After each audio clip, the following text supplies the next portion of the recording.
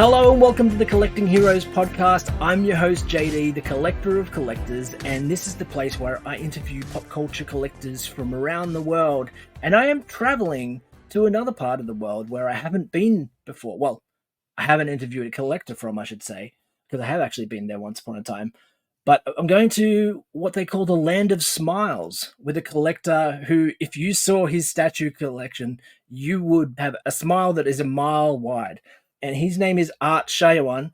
He's from Bangkok, Thailand. Art, thanks for being on the show today. Hey, how's it going, JD? Nice to meet you. It's great to meet you. We were having a brief chat before I started recording, and I was telling you that I've discovered you because of your YouTube channel, where you're actually showing off your statue collection. So you are, your name is Art, but the things that you collect are pieces of art as well. So you collect large scale statues, a lot of the, the 1-to-1 scales, a lot of the quarter scales, the ones that people marvel on online when they're looking at a lot of the collections. You have essentially your own, not just a collector's room or a collector's cave. You have your own custom built museum as well in Bangkok. Yeah, I wouldn't call it museum. It's a gallery, basically. It's not as big as museum, Oh well, no, gallery. That's a great way to describe it as well, definitely. But just so that people get a bit of an idea of what I'm talking about when I talk about the size of this, you have, and you actually say this in your room tour video. It's 15 by 7 meters, I believe you said, right, which is 105 square meters, which for American listeners is over 1,100 square feet of space that you've actually got custom set up as your own gallery to display these statues, and that's amazing. So, tell me a little bit about you, Art. Where did your love for statues come from? When did you start collecting? Okay. Well, when I first started collecting hot toys for about 5 years, I think I started when I was in 2013 or so. Collect for hot toys for a while until I saw the Hot Toys Hulkbuster that came out, but the price was just the resale price. It was so expensive, right? And I was just looking around Facebook and I saw the XM Studios Hulkbuster. The photo, I was like, wow, what is that? I've never seen a statue before that. And I just kind of searching around and I finally found a price for about $2,000, brand new, that one guy was offering me that lives in Bangkok as well. So I just got it right away because around that time, the resale for the hot toys was maybe about 14 or 1,500, US dollars. Yeah. So a little bit more and I get a really big statues, which is 1/4 scale, and our hot toys are 1/6. So I'm like, yeah, definitely. Let's just get it and see what it looks like. And after I got it, I unboxed it right away and I just fell in love with it. So I basically just stopped collecting hot toys since. You were hooked from the moment you saw it, set eyes on it. Nice. Well, actually, because that was one of the questions that I actually had originally I was going to ask you was, what was your first statue? And obviously that Hulkbuster. And I know that you actually mentioned that during your room tour video as well, and that it has sentimental value. So, and there's a question that I often ask a lot of collectors is, if you had to get rid of your whole collection tomorrow and keep one piece, that would be it. Yeah, definitely. Yeah. Nice. And I mean, it's the first piece that I started with. That would be the last piece that that will leave me if I decided to. Yeah, nice. Do you keep any of your hot toys, or did you get rid of them all at that point? I got rid on most of it. I still have a good amount at my condo. So, yeah, I have maybe about 12 left. Nice. Yeah, mostly Iron Man. Yeah. And, well, that was going to be another question that I was going to ask you. So obviously you went for the Hulkbuster. Is Iron Man like your favorite comic book character? Do you have a favorite character or a favorite franchise that you collect from? Okay. My favorite character from the comics is probably Venom, but I have not actually seen many very good hot toys or statues for it. So, I'm very picky about it. not as much as Iron Man because I think everybody does terrific Iron Man. You know what I Yeah. mean? But Iron Man is interesting, and I do love our different kind of suits that he wear. So that's why I have a lot of basically. Nice. And a lot of people probably wouldn't have been familiar with Iron Man until the movies came out Right. as well when Marvel started doing that. I remember myself, I knew who Iron Man was from the comics, but I hadn't read any of the comics as a child or Yep. anything, but was blown away when that first movie came out and I saw it in the cinemas. Yeah, definitely. With the Venom statues, you said you haven't found a lot that you like. Is there a studio that you've purchased a Venom statue from that is in your collection that you love? No, no, no, not yet. I have one custom Venom statues, but it's not my favorite by any mean. I just got it because I was, you know, kind of hooked on Mm. buying statues at a time. But the one I'm really looking forward to is the Legendary Beast Studios. The one they just finished painting the prototype. I kind of like that one a lot. So hopefully I get to see that one day in person.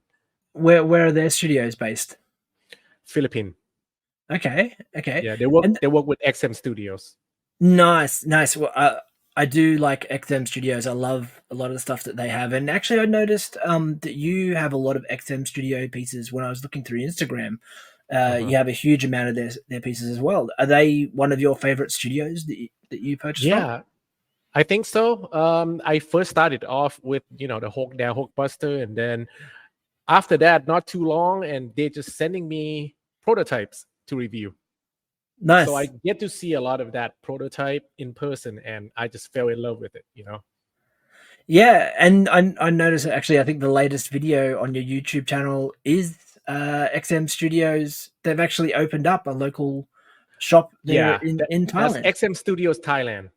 They just finished building their new gallery and the shop, so I got to go there before they were officially open and film the room tour form, which is very nice. Yeah. And is it far from where your gallery is? Yeah, it was like about hour and a half away from here. Oh, damn! I I was mean, going to it's say, still in the city of Bangkok, but it's like the outer skirt on the other side, basically. I was going to say, it would be great if it was only 10 minutes down the road. Right, You right. could just, every day when you're bored, you could just go down and see what the latest release is and everything. But by the sounds of it, and they're sending half their latest releases to you as well. Yep, yep.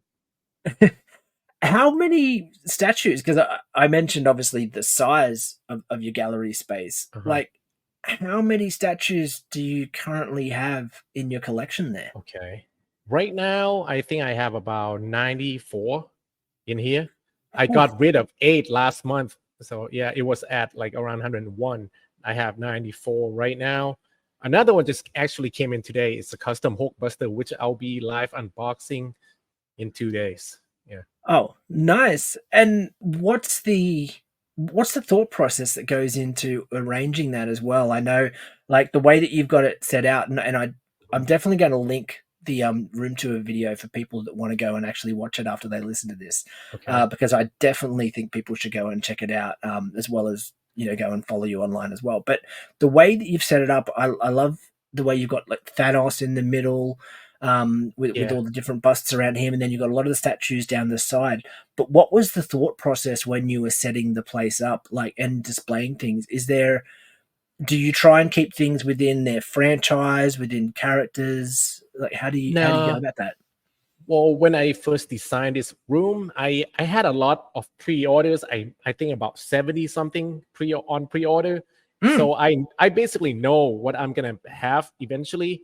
So I kind of designed it around that, like with the dimension of each statues. So I changed it up a lot during the process because yeah. the room was not actually big enough for what I have planned it before. But I actually plan on having one side as DC and one side Marvel, Yeah. just half and half. But it didn't turn out the way it is. You can see behind me there, I have a lot of DC on my Marvel side because Yeah. a lot of one-third scale DC, I have a lot more of those, even though I am a Marvel fan. And I noticed you got a couple of Transformers and things in there as well. Right, right. That was not planned. That was not planned. Are you a big Transformers fan, or you just Not really, not really. I saw the just like it. statues and loved them? Right. I just love the statues. Like when they first came out, I was very hyped about it. That's how I got into it. But eventually, now I know that I'm not going to be keeping them. I just want to stick to my DC and Marvel. Just keep Okay. the theme going. Yeah. Yeah, I'd say to people as a bit of advice, if they're collecting, try to, and Yeah. I hear this from a few different people. Try to sort of stick to a certain Right. character or franchise. Like, don't go down too many roads, because it is easy to do as collectors as well. When you get into that mode of I've got to have all of these, and then Right. like Right. when you fall in love with a new character or a new movie or something like that, and then you want to collect a few of those things, and then that turns into a few more. It, Yeah. it can be a dangerous road to go down, especially when, one of the things I say all the time on here on the podcast is that space is the enemy of collectors. Not so much with you, but also when you've got 100 statues that are the size that you collect, I No, guess even 1,100 square feet doesn't it's go not as enough. far. That's why I have to still sell some of the pieces off for the new one to come in, right? I still have Yeah. about a good 30 pieces left on pre-order, which I don't have that much space for. So yeah, space definitely is an issue. I mean, I can expand my gallery more, but Uh-huh. I don't see the reason to. I mean, when I first started, I have a budget for this, but Yeah. I know I went way over that right now. So I don't want to have to keep spending more money just to have more pieces when you just have to be what do you call it? Just have to be responsible, Self-control. really. Have some self-control. Yeah. Yeah.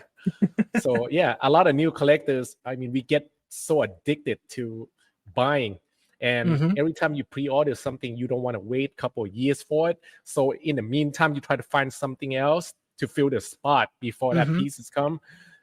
Yeah, that's a bad idea, man. And it's funny you say that, because obviously, with statues there is that pre-order and that wait, and I do. You can't see it because it's not displayed behind me, but I do actually have an XM Studios statue. So I've got the Batman Shugo version A, the Okay. one of him as a samurai sitting on top of the bat signal, and I absolutely love that. It was one of like I absolutely love the Batman Samurai designs that they've done on the different characters, especially there's like Poison Ivy, like a geisha Yeah. one, which was beautiful as well. But unfortunately, I haven't had a chance to purchase that one just because of monetary Yeah. constraints. But I do have that statue, and I absolutely love it. It's a great piece, like a statement piece in the collection. Um, is there a piece in your collection that you were absolutely blown? I know you mentioned about being blown away the first time you saw the Hulk Mm. Buster statue, but is there a piece that blew you away that you saw online, and then when you saw it in person, it was like 10 times better than what you could have ever imagined? Okay. That would be J&D Bale Batman duo set. Do The you know which one I'm Batman. talking about? No, no, no, no. Do describe it. Yeah, it's you know what J&D Studios is, right? The hyper No. real silicone one Oh, third yeah, yeah, scale yes, yes, statue. yes, yes, Yeah, yes, yes. Sorry, yeah, yes, yeah. yeah. That one actually blown me away. Like just how good it looks in person. Wow, and because the silicone, like you're saying, like it's just very lifelike. When you put that next to a lot of the other statues that you actually have, what was it like in looking at the skin on them, the hair on them? Uh, do they feel realistic? Yeah, Are they they? look so real up close, like you wouldn't believe, man. Because I'm you know, I'm wondering. I see them. I even see because that that one you're talking about, is that the Affleck one? Is that what you're talking about? no, not the Affleck, Bale, Christian Oh, the Bale Bale one. one. Okay, Bale Mhm. one. But there's an Affleck one. Is that right? If They that's haven't done the similar. Affleck. They did Pattinson, but it's not out yet. Oh, okay. I'm trying to think. Who's the Affleck one produced by? Are you talking about Infinity Studio, the life size bust? Oh, yeah, yeah. I'm getting Yeah, confused. That's what I'm getting yeah. confused with. That's a life Infinity size bust. Studios. I'm talking about the one third scale one. Oh, okay, okay. Wow. Well, because I know the life size ones. You've got a number of those, and I know you had Yep. the Affleck one, and you had the Wonder Woman, and I can see in the background you've got Yeah. um, Doctor Strange, etc. Like there's a heap of those. So, what would you say is more lifelike, those 1/3 scale ones or the 1 of 1s? The life size bust, of course, Yeah, yeah. because they have its presence and they just look so real. I mean, if I don't like it, then I'm gonna try to sell it. I mean, there's If only one bus that I don't like, which is the Vision one right behind me, right here by Queen mm, Studio. I'm just don't care for it at all. you did mention that in your room studio, Right, the right. room tour as well. Yeah, I remember you actually making a comment about that as well. What was the thing you didn't like about it? Just the material used. Yeah, Everything just looks so cheap, and the color was just way too dark, and I just hated it. I gotta love that. You know, the fact that you obviously get a lot of these that you pre-order, but you also get sent a lot of stuff by the studios to review. It's great to know that everything that comes through your studio is not being reviewed like this is great, you should buy it. This is great, you Right, should right. buy it. Like the fact Never. that yeah, the fact that you're giving honest reviews and people can come and trust the reviews that you're giving on Yeah. pieces. That's I'm really actually good. very surprised that they're still sending me stuff. Is that the worst reviewed piece that you've got in your collection? Hmm. The worst review piece I can't remember now, but I guess so. I know it's the worst by Queen Studios, Mm. but the worst overall, I can't remember. I probably don't even have that piece anymore if I do. Yeah. It's so bad you put it out of your mind. You just Right, don't want to think right. about Can't it again. remember. And when you do get sent, because you're getting sent them like prototypes and things like that. Yeah.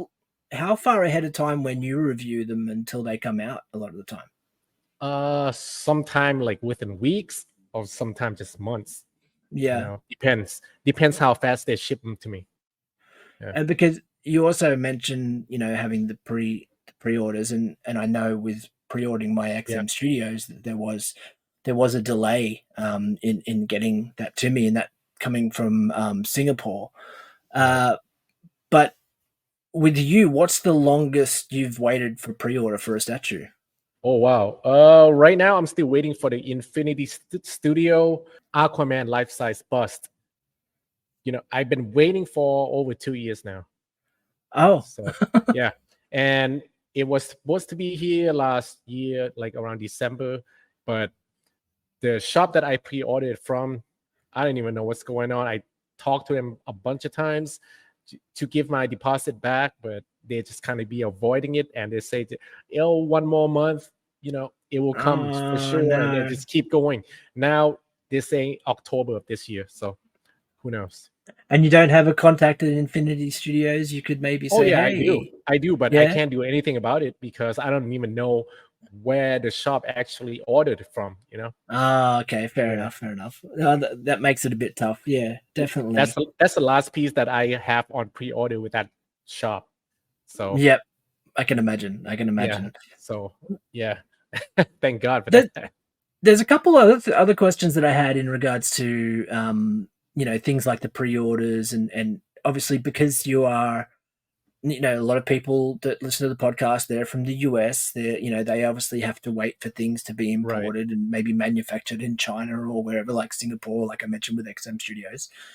With you, is it easier to pre-order and is shipping easier in For Thailand sure. than other Yeah. countries? Yeah, because everything is coming from China. So Mm. getting here to Thailand is a lot faster and cheaper. So depends on And the batches, but usually they do send to their local distributor here. So we get it a lot faster on a lot of pieces. cool. And what's the hardest country that you would say to import from? Oh man, I probably say anywhere in Europe. Yeah. A- Even And though that European has an XM distributor there, but they're still going to be getting their stuff later on. It's not going to be like within a couple of months. Yeah, we have in Australia. I know we have like sometimes ridiculous import taxes. Do you Oh get yeah. hit with a similar thing as well, even though Well, it's when a if shorter I distance? if I pre-order from a distributor, then they can work something out. For the taxes, it's already included on the pre-order price. But Okay, if I were to actually pre-order it from their website directly, yeah, then I get hit with the tax full on. because that's the thing with my XM Studios. That was the thing that hurt the Yeah, most. Is not. I mean, right. obviously, the statue itself cost a few dollars, but Yeah, the shipping, including the import taxes, was around $600 um, for me to get that US statue. dollars. No, Australian, which Okay. worked out to be fairly close in Singapore dollars. I think in Okay. US dollars at the time that were translated to about 400 US dollars. Okay. Um, yeah, our That's still a lot. dollars not great. Actually, that's one of the questions I had for you. Do you have a lot of issues with the dollar, like in Bangkok? How's like because you have uh the Thai baht. That's what it's called, Mhm. right? Your dollar. Right. Yeah. I remember that from when I traveled there. The exchange rate I remember when I traveled there was around 24 Thai baht Yeah. to an Australian Yeah. dollar. What's it to a US dollar at the moment? Right now it's 35. Okay, Yeah. Yeah. It and is used that to be worse though. I was about It to went say, up is about to about 42 and now it came back down to 35. So this is about a standard. okay. 30 to 35 should be all right. So 42 obviously hurts. Oh That's yeah, bad. big time. Yeah. I know with us, like our dollar recently hit 64 cents, and that hurt because I was thinking if I'm trying to get anything in from the US now, and I do have Yeah. a freight forwarder that I use in the US to get things through, Oh, and I'm just like, oh, it's just going to cost me an arm and a leg for stuff. So now I'm actually holding off ordering a lot of stuff from the US wherever I can, just because of that exchange rate yeah, being just be so patient. ridiculous. And one of the things I also remember from my time when I traveled to Bangkok, I mentioned that was my first time ever traveling overseas was to Bangkok in 2016. And one thing I remember that was in March. I'm not sure is the middle of summer for you guys? March? What season would that be? Yeah, yeah. Summer. Yeah, yeah. So I remember, I think the coolest day we had there was about 30 degrees Celsius, That's and coldest. that was about the coolest day that we had there. We were there for almost 2 weeks, and the humidity was Crazy. stifling. I'd never felt like we get some pretty humid hot days sometimes in Sydney, but I'd never felt Uh, anything like that before. It was just you felt drained. That's one of the things I thought when I actually saw your collection. I was like, okay, mm, you've got this awesome gallery in this space, but how do you stabilize that for the okay. humidity and what does that do to the statues as well? Okay. So what I do to fight off the heat is I have three different air conditioner on, but I time it at different time of day. So they will just Hmm. rotate from about 8 in the morning to about 5:30 in the evening. And I Okay. also have UV tints on all of the windows. And the side that hit the morning sun, I have the blinds all the Okay. way. Yeah. So my statue doesn't get hit direct sunlight, which is fine as long as you have the airflow in here and Hmm. the temperature is not too hot. So that's how I keep my statue cool. Nice, nice. Because I can imagine that would just like if that Yeah. humidity and heat got in there, they would just Yeah. be destroyed, right? Like Yep. wouldn't take long for that to start destroying the The molding and the resin. Yeah. plastics and the resin and everything. Yeah, as well as even just the cloth parts on there as well. Yeah. I Yeah. Yeah. imagine. Especially like pleather. Yeah.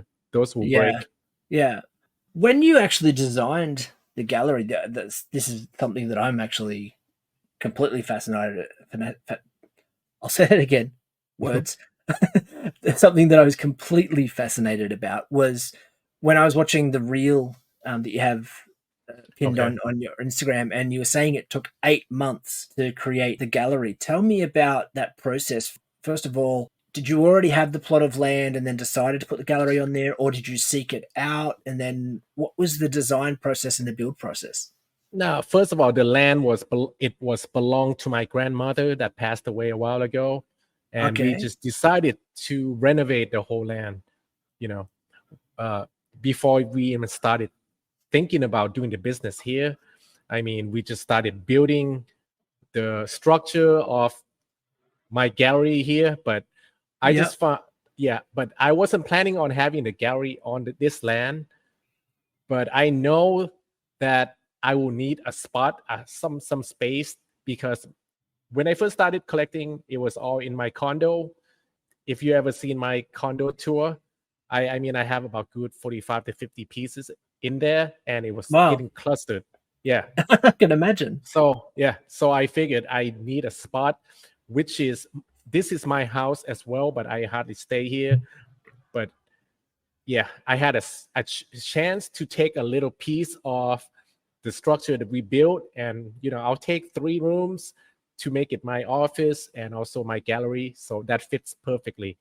And I just kind of designed it from there on.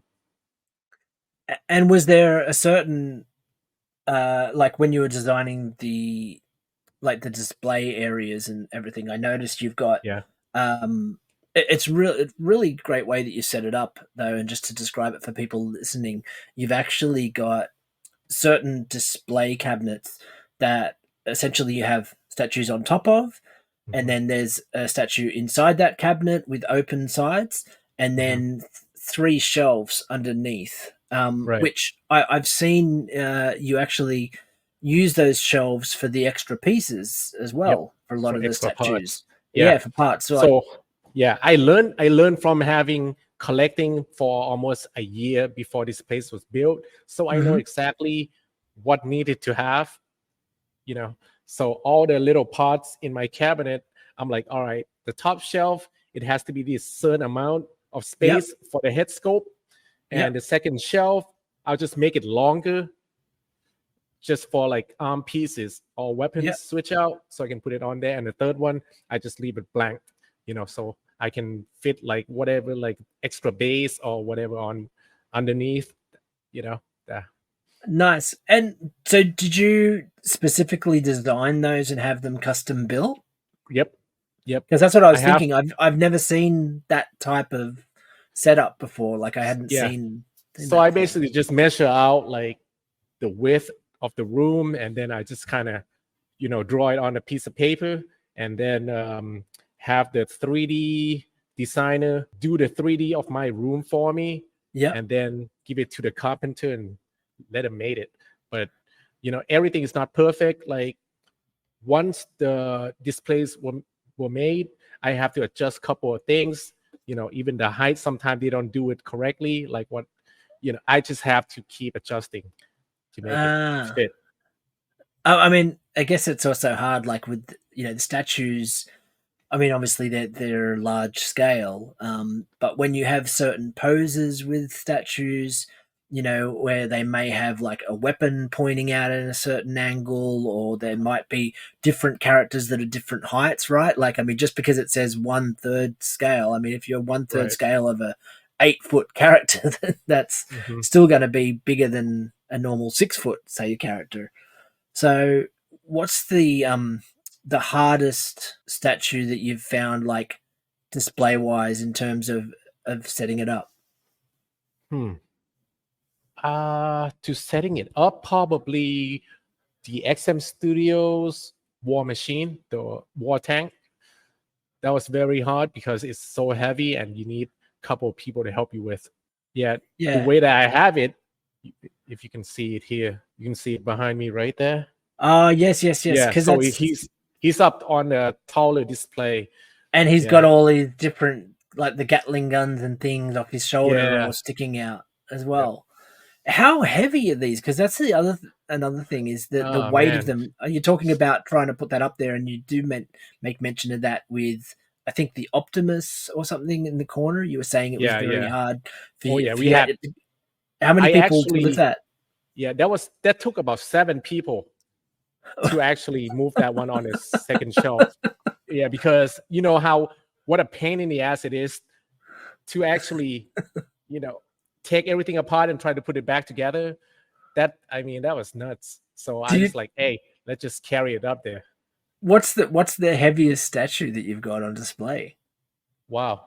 Uh, if you count the 1-to-1 Iron Man, that's probably the heaviest because it's just one single resin block. Oh yeah, yeah. Okay, Yeah. but it's still only the top half of the torso, though, right? No, Oh, it's you've all got in an one actual piece. full size. Yeah. Oh, I don't think I saw that one Oh, before from you. it's right here. Oh, amazing, amazing.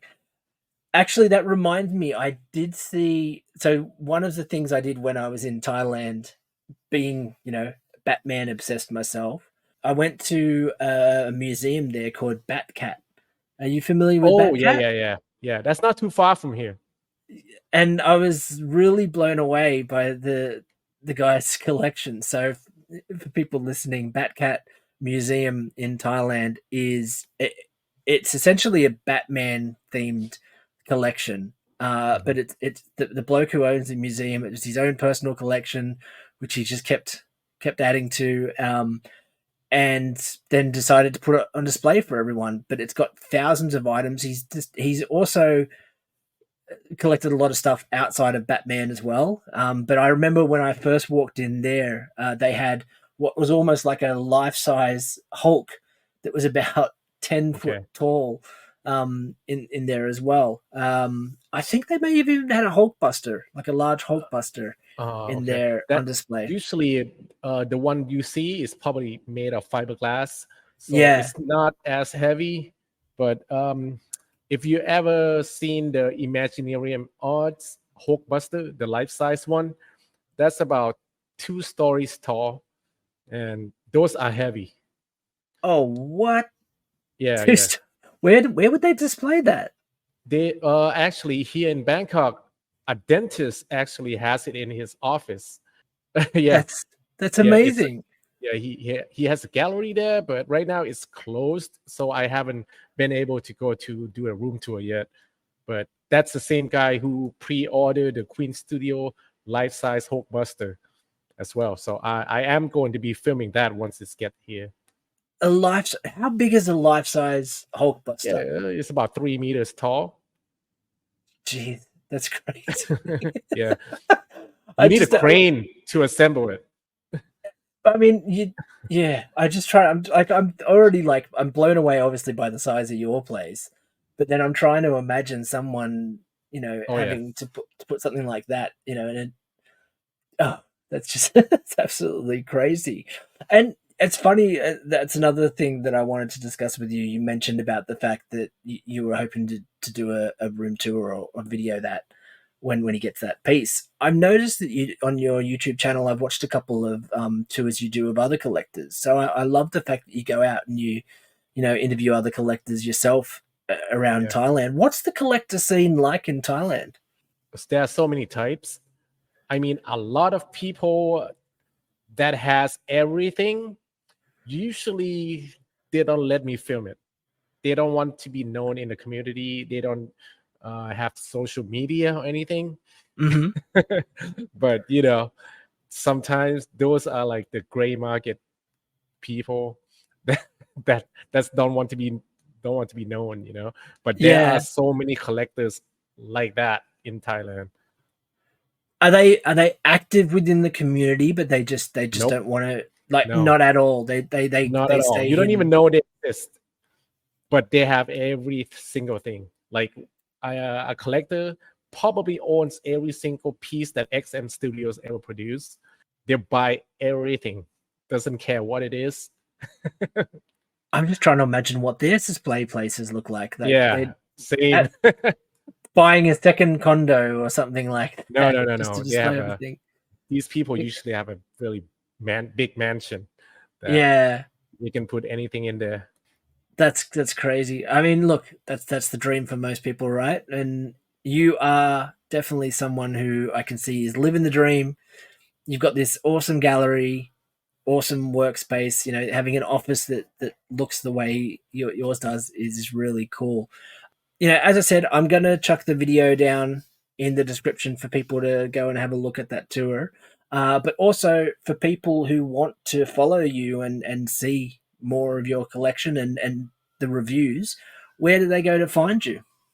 All right, you can find me on Facebook page, Instagram, or YouTube. It's Art Statue Collector, so it's pretty easy to find, really. And I do a lot of live unboxing nowadays, not so much on video reviews because I I hardly have any time to do it right now. But if a piece is so good that I need to do it, then I'll definitely do that in 4K. But otherwise, I'll do the live unboxing where I can interact with, you know, everybody who has a question about anything. They can ask me and we can talk. Yeah. Excellent. Excellent. Well, Art, thank you very much for your time today. It's been great chatting with you. As I said, amazing collection, and I'm just blown away by it. And if I do get back to Bangkok one day, I would love, if the opportunity is there, to come and see it in person. Yeah, please do. Hit me up. Excellent. Enjoy the rest of your night. You too. Take care, JD. Another one on the shelf for the collector of collectors, but there is one other thing I would love to collect today, and that is your rating or review.